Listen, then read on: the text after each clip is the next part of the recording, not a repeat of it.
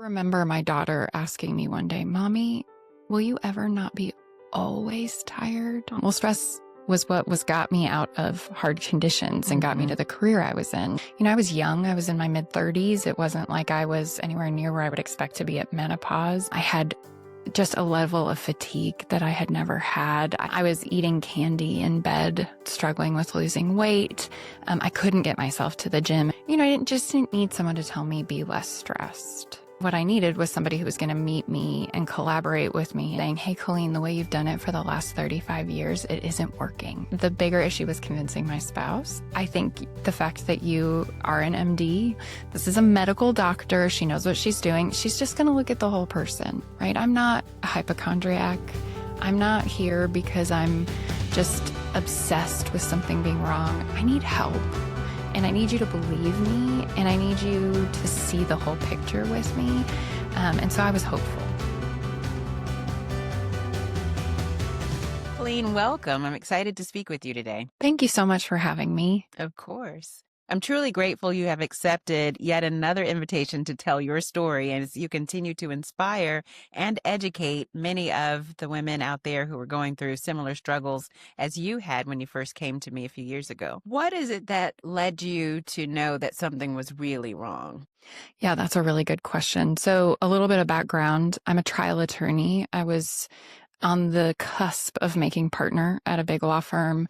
I'd walked through 2 IVF retrievals to have my children. And after I gave birth to my son, we had some major personal upheaval. And I just noticed that my body didn't feel like it did before. I got a head cold that legitimately lasted for 12 weeks. Like, couldn't read my daughter a bedtime story because I couldn't not cough for 12 weeks, right? And then I would start to get better. I would relapse. I would be sick for another 9. I had just a level of fatigue that I had never had. I'm high energy. I fight for a living. I work out. I couldn't get myself to the gym. And when I did, it would be days where I spent without any energy at all, where it didn't feel like it was a good cost benefit analysis for me, which meant then I was having the mental health issues that come when I don't exercise. I was eating candy in bed late at night, but struggling with losing weight. And after you kind of get past the point where my son was sleeping through the night, I knew it wasn't just postpartum. We started to look for, and I say we, my husband and I started to look for an answer. Why was I feeling this awful? Why was my immune system so shot? Why were my energy levels so low? Was there an explanation, and how do we turn it around? Because like I said, I was fairly young. What was your age at that time? I think when I came to see you, I was 37, and I was probably already kind of a year into that process. So 36, still a lot to do, a lot I wanted to accomplish, a lot I wanted to be for the people in my life. I just couldn't show up. So you went to some of your doctors with these symptoms. Some of them told you, of course, you're tired because you have a newborn at home, and you said, no, he's sleeping through the night.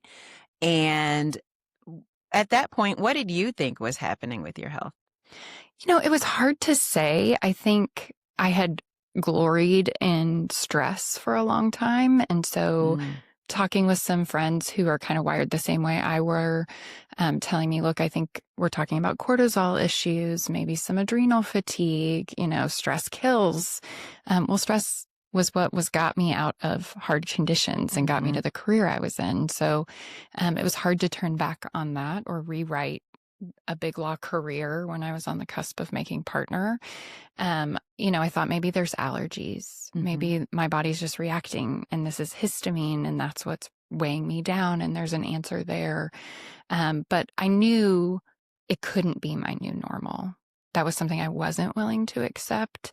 And so we were going to keep looking until we found out what was causing it and how we could fix it. And so you did get allergy testing, and it was all normal. Remarkably. Like I remember telling the tech, I said, look, one of them swelled. And he said, yeah, that's the control.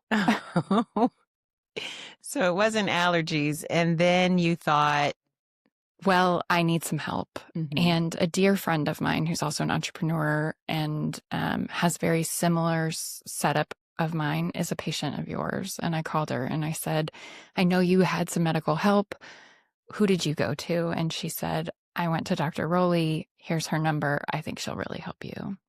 Wonderful, wonderful. I'm glad that you got that additional push to do something that was kind of outside of the comfort box, because I think it over time has rewarded great dividends. Just curious in this process, because you were still working in a law firm and a mother to two young children and a wife. How did these symptoms, this extreme fatigue and just not being able to show up as your true self, affect your personal relationships? Oh, it was so brutal. I mean, I remember my daughter asking me one day, Mommy, will you ever not be always tired? Oh, I bless your know. heart. I know it's heartbreaking, right? And you think, I want to show up for you. I want to be able to read you both stories without falling asleep in the second one. And she wasn't asking in a harsh way, in her sweet way. She just wanted her mom. Yeah. And then for my husband, it's like he's a touch person and I often rub his back at night. And it was like there wasn't anything left to do that for him. And trying to show up at work, I argue for a living. I couldn't hardly get through a sentence with Mm-hmm. my colds and my constant illness. And how do you think when your brain is fogged and you feel like I'm an invalid almost? Like I really can't get my body out of bed. And then the mental health that comes with all of that, right? Like Mm-hmm. not just the depression, but then the self-loathing over why aren't I able to be Right. better than What's wrong this? with me? Right. Why can't I snap out of it? It's interesting. That's something that I touch on in my menopause mentor course as well. A lot of women don't realize that perimenopause can last for 7 to 10 years before you get to the point that you have 12 months with no periods, which is technically menopause.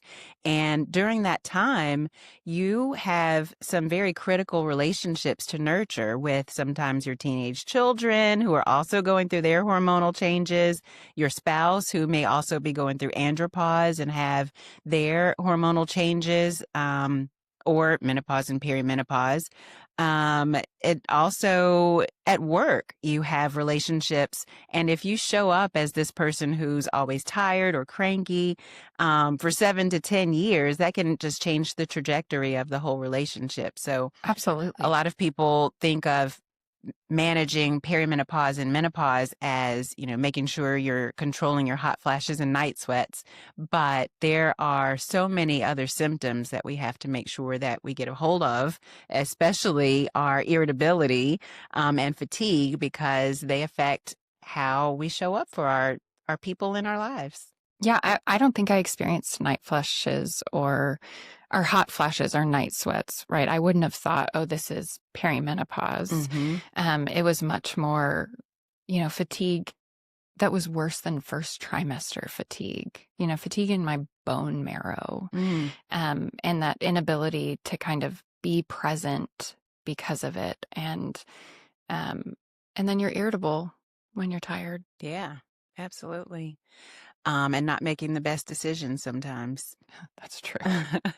Many women in perimenopause and menopause have gone to multiple doctors, and sought many different approaches before they have found relief. I know you said that you went to get an allergy test and you did some other things. What other approaches did you take before you came to see me? Yeah, so I went to go see my PCP essentially each time I was sick, and it was sometimes a B12 shot and sometimes Robitussin or we were starting to do some CAT scans on my sinuses. Is this a specific sinus thing?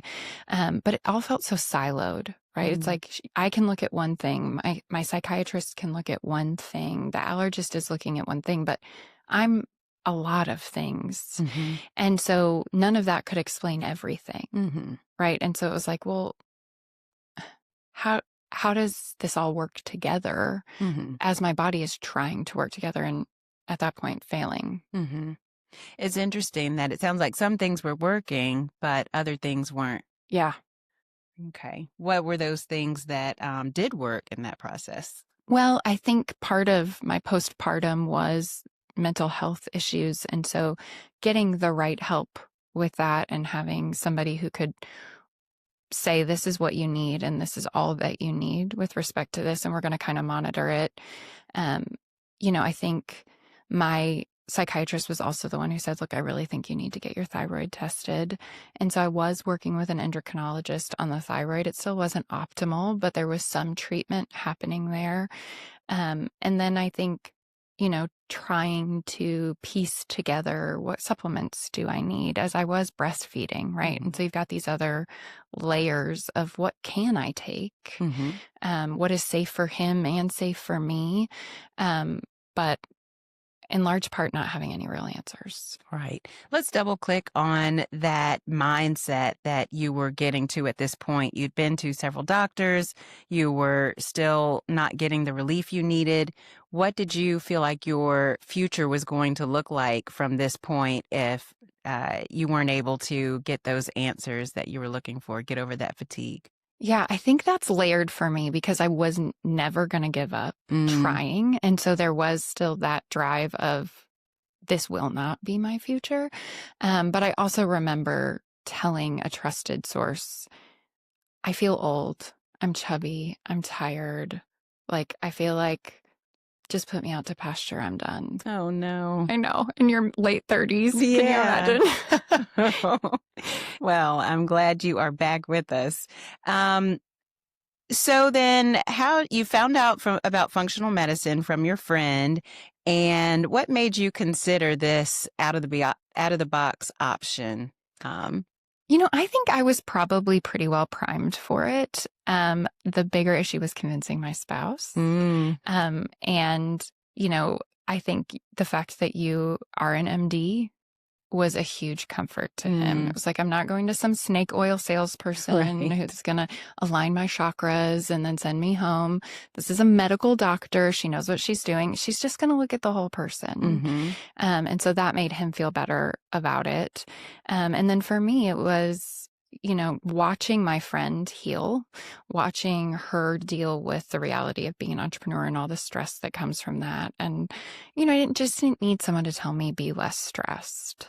Yeah. It wasn't going to help. What I needed was somebody who was going to meet me and collaborate with me and say, okay, here's everything you're experiencing. Ask the right questions, ask what they needed to know, but also say, I believe you, right? I'm not a hypochondriac. I'm not here because I'm just obsessed with something being wrong. I need help. And I need you to believe me, and I need you to see the whole picture with me. And so I was hopeful. In fact, I think what happened is when I made my appointment, I made it thinking it was like the next week, and it was actually the next month. Oh, wow. And then I went to your website and got myself logged into the patient portal and had everything uploaded like a month early because I was so hopeful that there would be some answers, like whatever you need. I'll get you every test result. Just help. And then how did you feel when you came into the office that first day and I said, you're not crazy. This is, a normal reaction to have at this stage of life. What did that feel like? It felt like a breath of fresh air. It felt like, okay, I'm not insane. She's not going to just tell me, oh, it's just this. Take it and go. But I was also a little intimidated. I think I told you said it's going to be a 3 to 5 year healing process. And maybe that wasn't our first appointment. It might've been when we got the hormone results back. And you think 3 to 5 years, but the time is going to pass anyway. And here we are 3 years later, and I am excited for the progress we've made and for what's still coming, for the refining. And so I'm so glad I didn't take that and say, well, if it's going to be 3 to 5 years, I can't, right? You say like, okay, well, let's get started then. Yeah. All right. So when you did come in, I recommended a comprehensive hormone panel to measure your estrogen, progesterone, and testosterone. And given your history of hormonal challenges, I thought that was definitely something that we wanted to lean into. And I also wanted to evaluate your cortisol levels because of the high stress you reported at the time, and then complete exhaustion, which is a very typical symptom of what's called adrenal fatigue. You operate at such a high level with cortisol, your stress hormone, until it just is depleted. And then you just can't get out of bed, can't read that second chapter to your child at night. And so we got that test. And then to support your recovery, I recommended starting IV hydration. You might remember several of those IV sessions, and a supplement, an oral supplement to boost your mitochondrial function.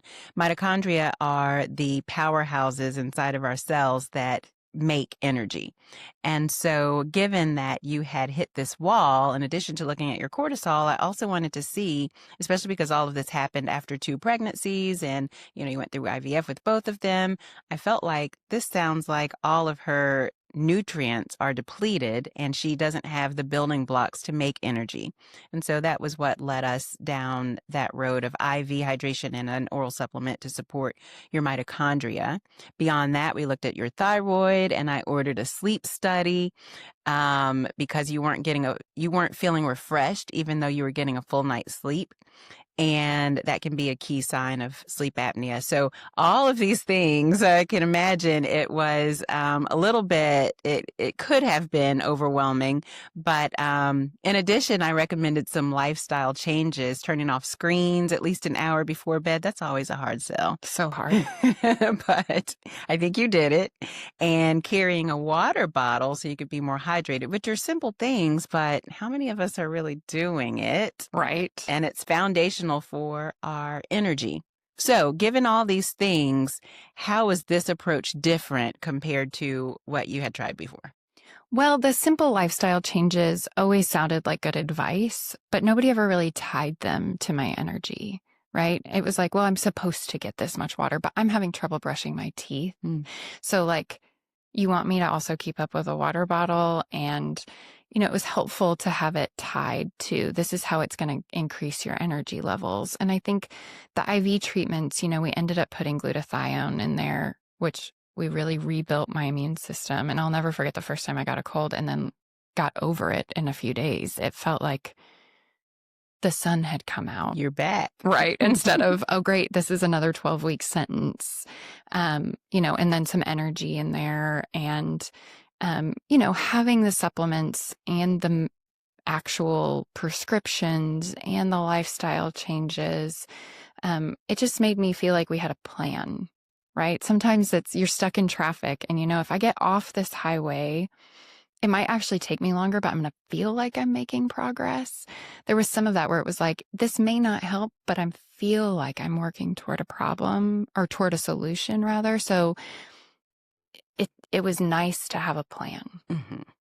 Now, you mentioned a moment ago that this journey being what I described in the beginning as a 3 to 5 year journey, and we're now 3 years in, what things have improved and what are you still working to improve upon? Yeah, so it turns out that I have really severe sleep apnea. And so the sleep study revealed that, and then we've been down a road of which treatments are the best, and I can see a real direct correlation with the sleep, which makes perfect sense that sleep is the foundation of so many pieces of our health.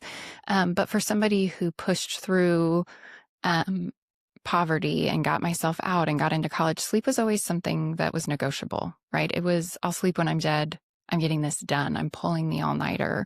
And so prioritizing it and understanding the effect that it had, I'm still learning how important rest is. I think getting the hormones aligned and understanding the validation of, hey, the test came back and everything's at 0.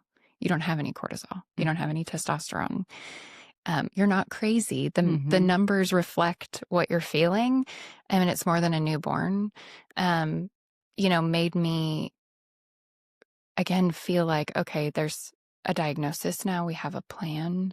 We were attacking the immune system so that now I can get a cold and not be down for 12 weeks.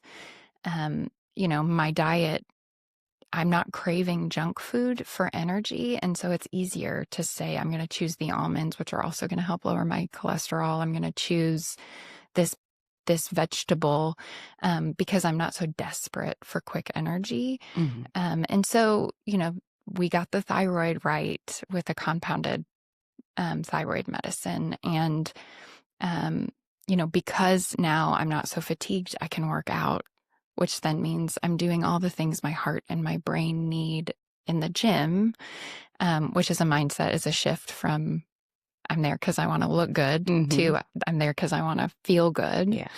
But, we're still fine tuning. How do I manage this stress? What are the coping mechanisms that I can use as a business owner, as an attorney, as a mom?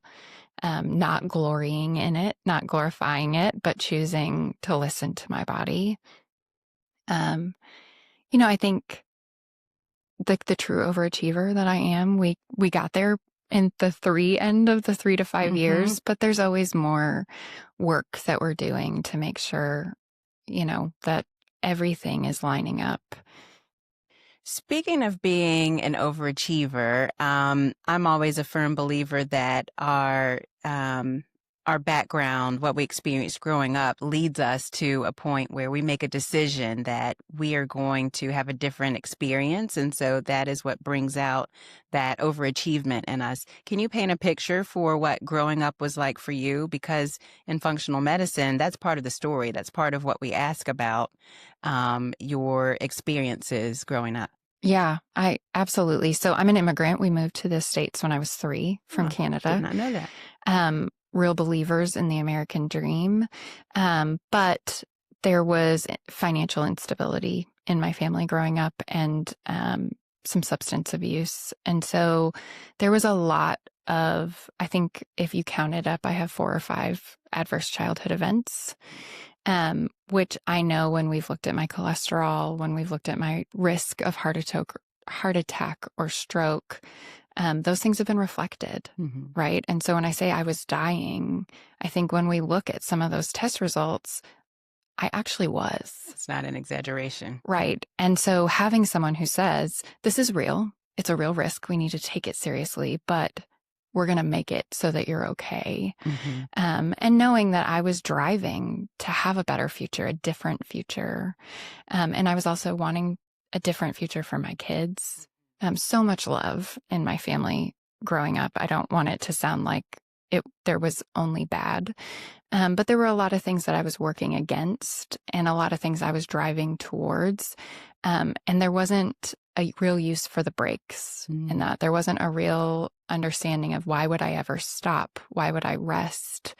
I have somewhere I want to be that's better than where I came from. And I'm going to slam down the gas pedal and pull the all-nighters and push myself and limits. I'm sure people have them, but I wasn't ready to admit that I did. Are you now? I'm working on it. It's still hard. It's still hard for me to face those and not see them as just pure weakness. So, and all of that does go into your health. It goes into the mindset. It goes into, being able to look ahead and say, I've got a really busy month. How do I build rest in? How do I listen to my body? How do I pre-cope? Because pre-cope. Yeah. Earlier, Colleen would say, there is none of that because there are no limits. So full steam ahead. And then I hit a wall. And I can't be that for my kids. I can't be that for my husband, for my church, or for my clients. It's really powerful to hear from such a strong, confident woman that, you weren't feeling it for a while and you had to take a step back and kind of recharge yourself, for lack of a better term, and now you can come back full steam again. But it takes strength to be able to realize and lean into that vulnerability and say, okay, there is a problem and we need to fix this. I've done some reading, and there's a doctor out of Virginia called Dr. Kurt Thompson. Have you read any of his stuff? No. So he wrote The Anatomy of the Soul, and he's done some deep work. And one of the things he said that really resonated with me in this healing journey was, we take these signals that our bodies are sending us and we're mad at our bodies. Why aren't you participating? Why aren't you getting pregnant? Why get your energy and get up and get moving? And in fact, that's not a bug. That's a feature. That's my body saying, hey, Colleen, the way you've done it for the last 35 years, it isn't working. And you need to do it differently for the next 35 years. And I was so mad at my body for not doing what I wanted it to do and for breaking down and for not functioning like I thought it should. But in fact, hitting that wall and stopping is actually what has gotten me to health. And so that feeling of, okay, this is not a bug, when you start having the panic attacks, when you can't get out of bed, when you can't get pregnant, all the things that I felt like my body was failing was actually the white flag and the SOS symbol, the SOS signal. Hey, you got to fix this. We're not okay. You've run us into the ground. It got you here, but it's not going to get you there. And so that grace also for my body to say, thank you for raising the alarm instead of just shh. Yeah, sometimes you've got to slow down to speed up. Yes. And let me just tell you, that's not my natural wiring. Right. Mine either. Okay. So many women experiencing perimenopause and menopause and related symptoms assume that these changes are just normal part of life, part of aging, and learn to live with them. Once you realized you were healing, how did your perspective on your health and your future change?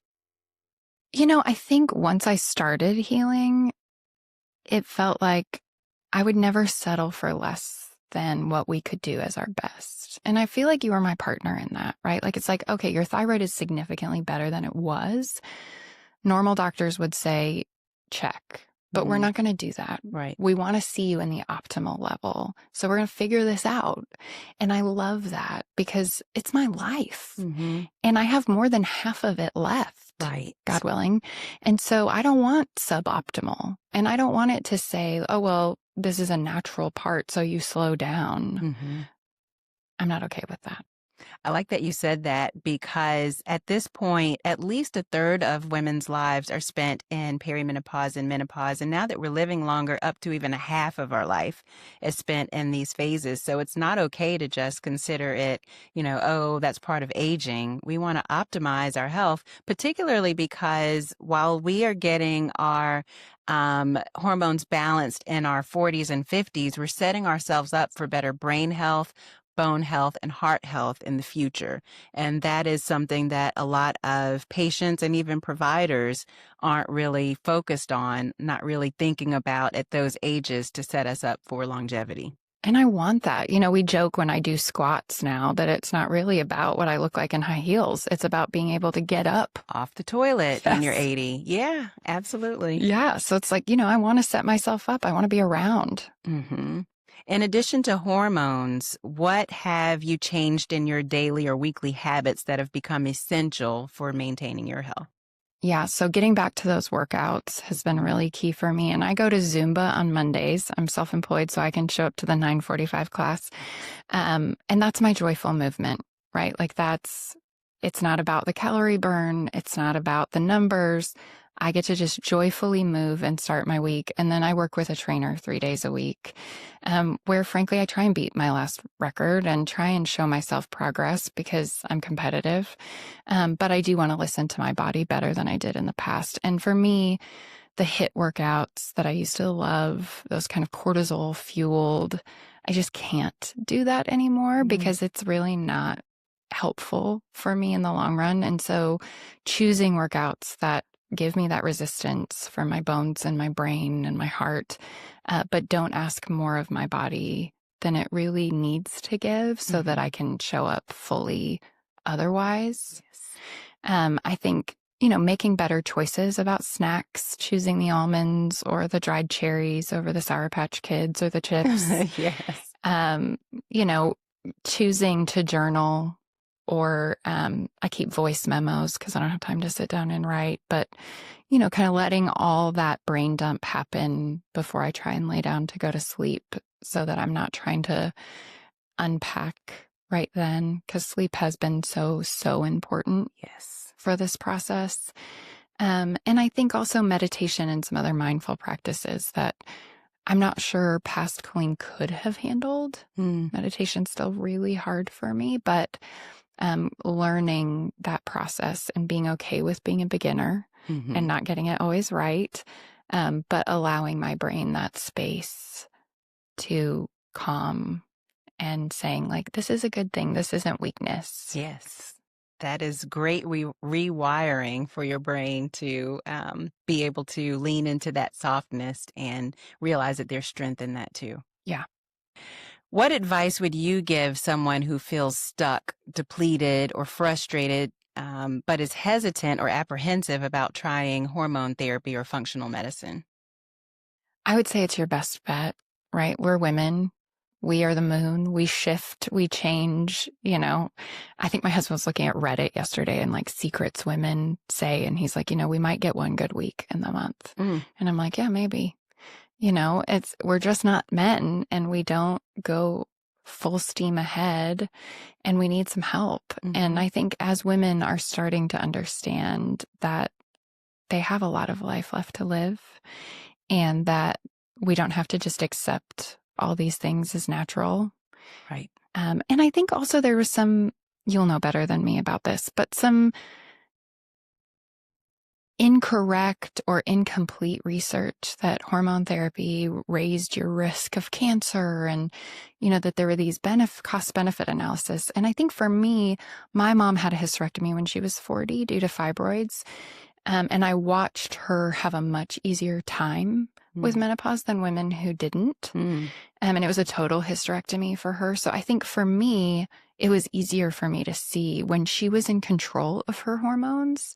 After that, she actually didn't suffer the way a lot of my friends' moms did or older friends did. And so, don't be afraid. Go talk to a functional medicine doctor or somebody who understands hormones. Let them explain the risks and the benefits to you. Don't sit in pain or exhaustion, assuming you know. Right. So then, looking back, how would your life have been different had you not sought a functional approach to your health? I don't honestly. I mean, my husband is a faithful man. I think he'd still be with me, but our relationship wouldn't be what it is. And the mom I get to be to my kids. I was just telling someone today, my son turns 4 this week, and he does a whole lot better with a playful approach than a stern approach. I don't know that I could have dug the energy out to be playful with him. And so I don't know what that relationship would look like if all I had was an exhausted, stern, exasperation, when now I get to say, I'll race you to your shoes, or, oh no, your clothes have the boogie woogie and they're shaking and you have to get them on quick, something to get him to where I want him to be that doesn't hurt our relationship. Right. And to answer my daughter, like, no, I need to sleep in my own bed because remember the mom that was always exhausted, that machine helps me. So I can show up fully for her too. And I started my own business after you and I met. Yes. Right? I was so proud of you for that. Thank you so much. I don't know if I can say so, but I felt like your job was sucking the life out of you. It certainly wasn't helping. Yeah. And getting to write my own way and practice according to my values and say, this is where I'm going to draw lines and nobody's here to slap my wrist or tell me I won't make it. That's my life is in my hands in ways that it wasn't before.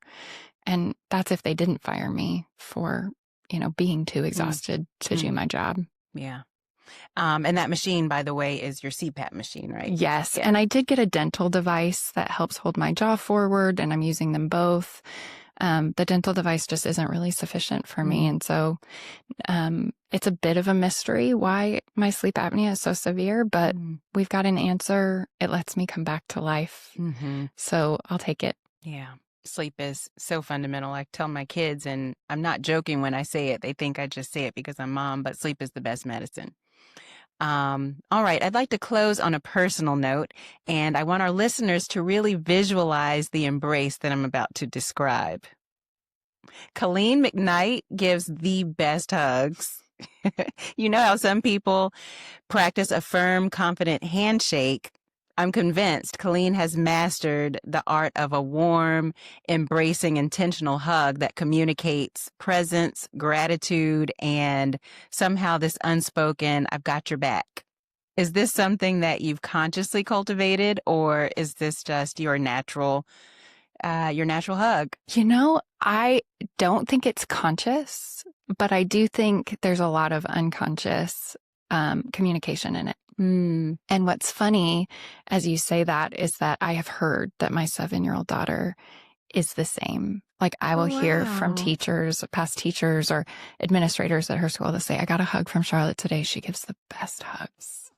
You passed it on. I know. These gifts that we get to give our children when we're well, right? Like it isn't just protecting them from the exhausted mom who can't discipline lovingly or the exhausted mom who can't show up. When you're well, you get to pass on the good too.